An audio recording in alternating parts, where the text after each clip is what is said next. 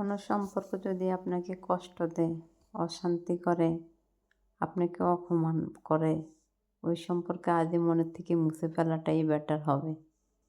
প্রচণ্ড তৃষ্ণা পেটেও আপনি যেমন বিষ পান করবেন না, তখন এই সম্পর্কটা আপনি দূরে রাখতে চাইবেন না।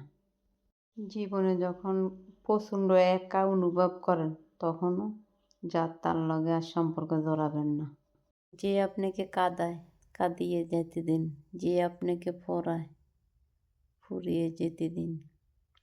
যে আপনাকে ঠগায়, ঠগিয়ে যেতে দিন। মনে রাখবেন, সে একদিন এমন ঠগা ঠকব, সেদিন আর আফসোস করিও কোনো লাভ হবে না। সেদিন নীরবে কাঁদবে যে আমি একজনকে ঠগিয়ে এসেছি। মনে করছি যে সুখ পাবো, কিন্তু আসলে সুখে নেই। সে অনেক কষ্টে আছে, আপনাকে কষ্ট দিই। আপনি মনে করবেন সে সুখে আছে, কিন্তু তার সঙ্গী যদি স্বস্তি না দেয়, তো সেই সঙ্গীর সাথে থাকার থেকে না থাকাটাই ভালো। ভালোবাসার মানুষ যদি ভালোবাসাটাই কেড়ে নেয়, আস্ত একটা জীবন একা কাটিয়ে দেওয়াটাই ভালো। তবে সেখানে আঘাত দেওয়ার মতো কেউ আর থাকবে না। জোর করে কারো কাছ থেকে গুরুত্ব পাওয়ার চেয়ে সব দিক থেকে একা হয়ে যাওয়াটাই সবচেয়ে ভালো। মাঝে মাঝে নিজের দিকে তাকিয়ে অবাক হই, কি ছিলাম, কি হয়ে গেলাম। নিজেকে নিজে সান্ত্বনা দেওয়ার চেয়ে আর পৃথিবীতে কোনো সাবজেক্টে নেই। আপনার মন খারাপ, সবচেয়ে ভালো মোটিভেশন নিজেকে নিজে করুন। অন্য কারো সান্ত্বনা দেওয়ার যেটুকু কাজে আসবে, তার চেয়ে ভালো নিজের মন সান্ত্বনা দেওয়াটাই বেশি কাজে আসবে।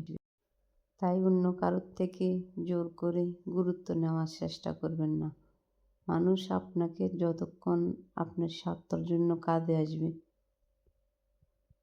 বলে মানুষ কি বললো, কি ভাবলো, কি হলো না কি হলো, যা মনে চায় তা ভাবেন, আপনি এগুলোর দিকে কান দিবেন না।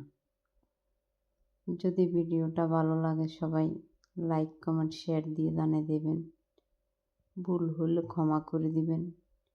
ভিডিওটা সবাই লাস্ট পর্যন্ত দেখে যাবেন।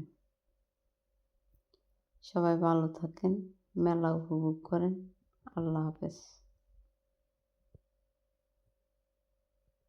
যে মাছের কাঁটা বেশি, সেই মাছ স্বাদও বেশি।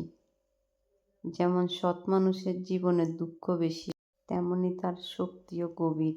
কষ্ট মানুষকে ভাঙে না, গড়ে তোলে। সত্যের পথে চলা বড় কঠিন, তবে সৎ পথে চলার মানুষেরই জয় হয় একদিন।